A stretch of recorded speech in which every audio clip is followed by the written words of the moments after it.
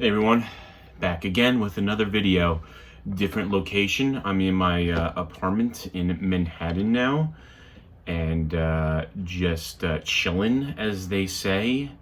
It is raining outside, so that sucks. I had to walk about a mile and a half in the rain.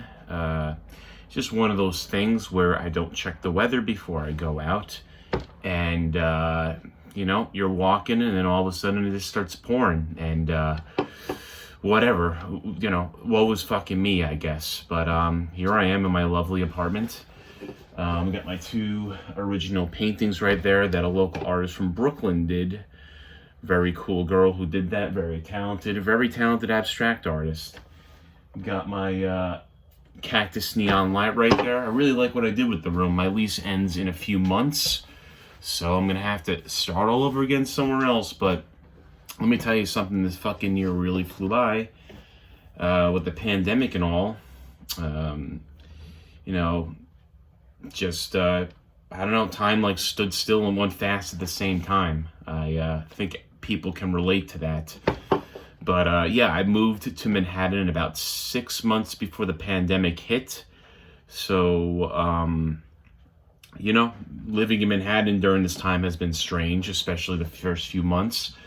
Luckily, I did have a bicycle, so I was able to ride around and keep myself busy, and I was still working. Not as many hours as I was, but definitely trying to keep busy.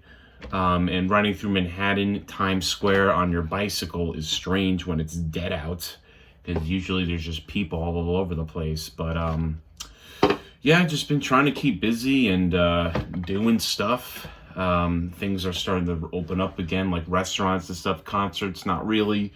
Broadway is still closed. Concerts and sports venues are kind of a pain in the ass to go to, because you got to get the COVID test and whatever beforehand. It's just like a hassle, and things are more expensive now anyway. So just kind of like one of those weird lull moments in life, as they say. But work has been busy for me, and just trying to do stuff, meeting up with people every now and again. I'm half vaccinated, so I'm getting there. But I don't know. I don't know. I don't really have much of a collection here in the city if we're going to be talking about video game stuff.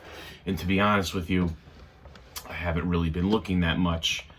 It's just one of those things. I live in a small room.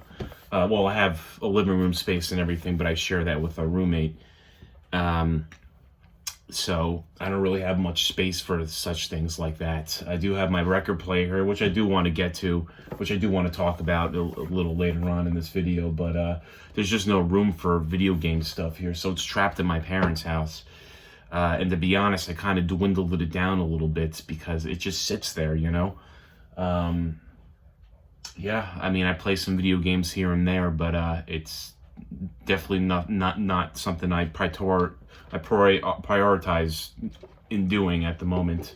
But that collecting bug is still there in a way with other things. Like I said, record collecting. I got myself a record player right here.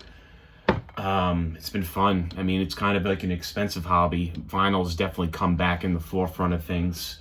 It's very popular now. Every time you go to a concert and you go to the merch table, there's always records that are being sold. Record stores are definitely popular.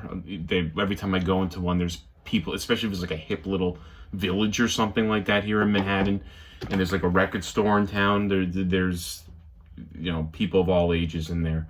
So just want to talk about a few records, I guess, I put to the side.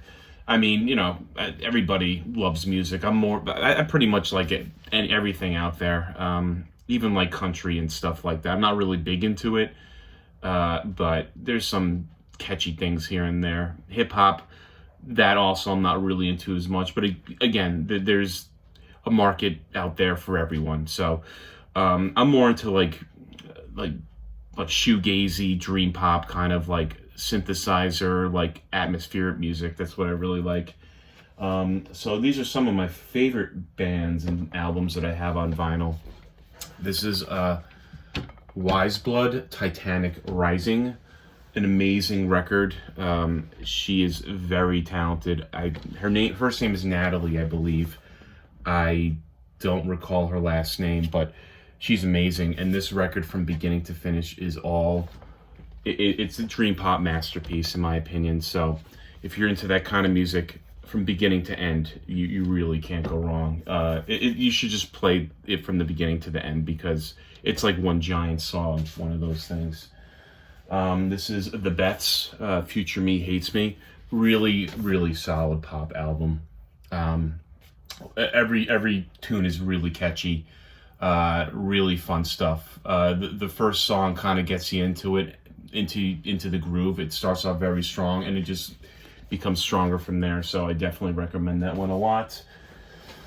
This is Thank Your Lucky Stars, Beach House. Beach House is my favorite band of all time. It got me really back into music, really back into like the scene. It was kind of like in a music funk for a long time, but really kind of dark album by then.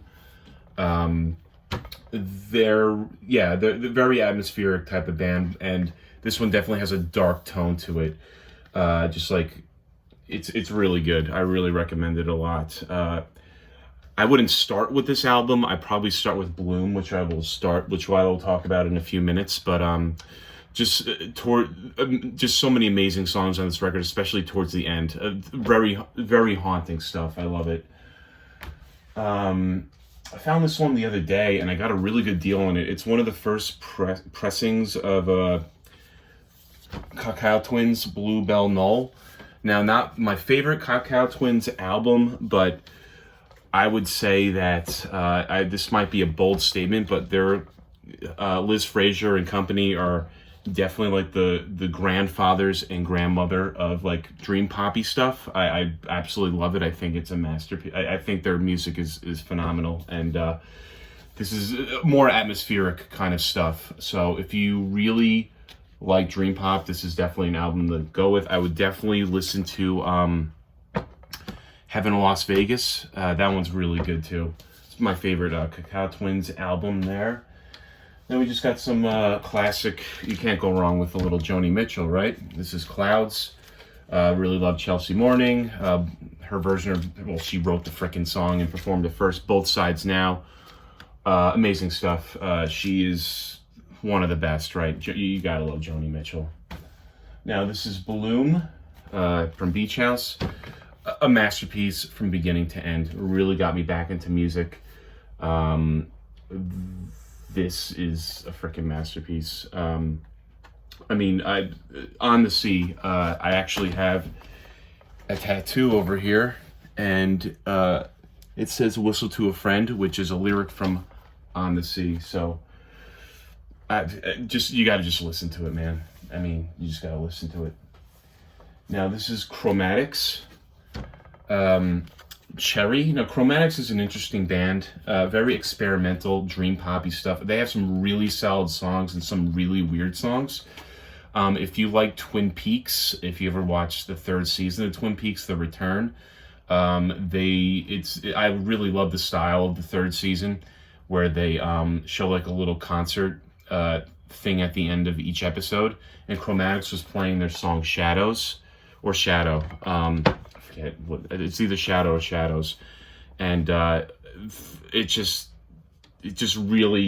such a groovy track, and there's some groovy tracks on here too, but again, very experimental. Some songs are weird, but it's just a solid band, so I would give that a shot too.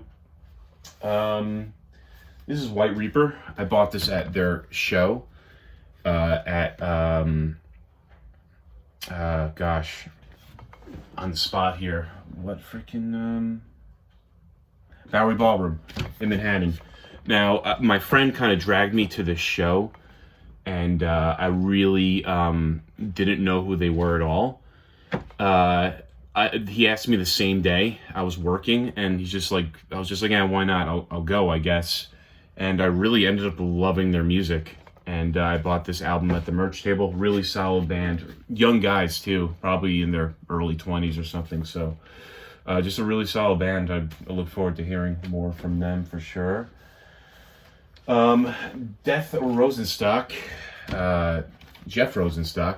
It's actually, this is a live album. I attended one of their shows on this album, so that was really cool. This is a gift from my friend Wayne, who drags me to a lot of shows back when concerts were still a thing. So I'm very grateful for that, and grateful for that friendship that we have. Just a really solid kind of punk rocky stuff, and it's just fun that I was actually at this show. Fucking awesome, right? I found this in the garbage. Like, this is the thing about living in Manhattan. People throw away stuff all the time. You name it, furniture, whatever, like lamps. I don't know, artwork. You'll see it in the garbage every now and then. If you walk around Manhattan on any given day, you will find stuff. Books. People just throw out DVDs, and sometimes they'll even like leave it on their stoop or something so people can pick it up. And one day, somebody was throwing out a bunch of records, and I went through them, and I found this George Carlin record in the pile. I should have took more, but kind of feel weird digging through the garbage sometimes when people are kind of walking around too. So kind of wanted to get the heck out of there, but pretty cool to find a record in the trash. That's cool.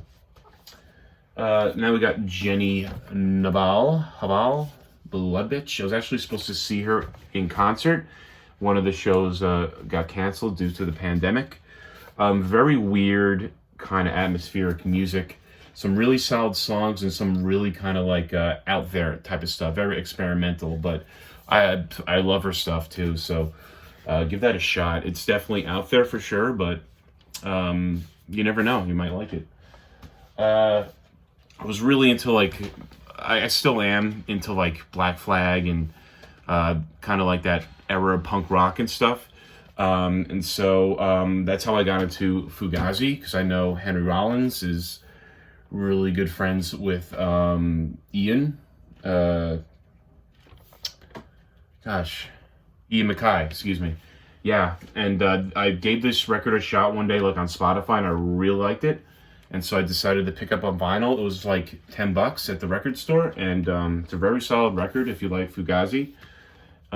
So yeah, that one's good too. And the last record I want to show is Courtney Barnett, Tell Me How You Really Feel. Really solid album from a few years ago.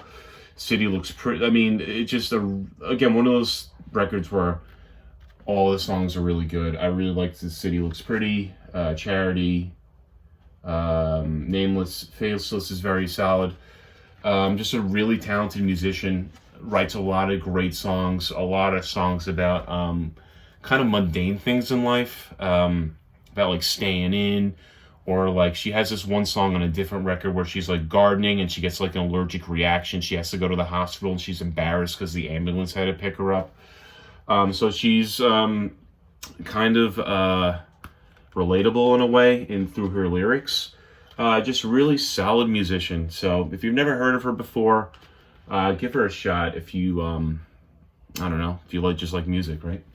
So, I don't know. I don't really know what else to talk about right now. I kind of just wanted to show off some of that stuff and some of the things I've been up to. So, I don't know. Maybe I'll come back with a different video. Maybe I'll talk about how my life has been living in Manhattan during the pandemic. So we'll see. So I hope everybody's doing well out there. Take care, everyone.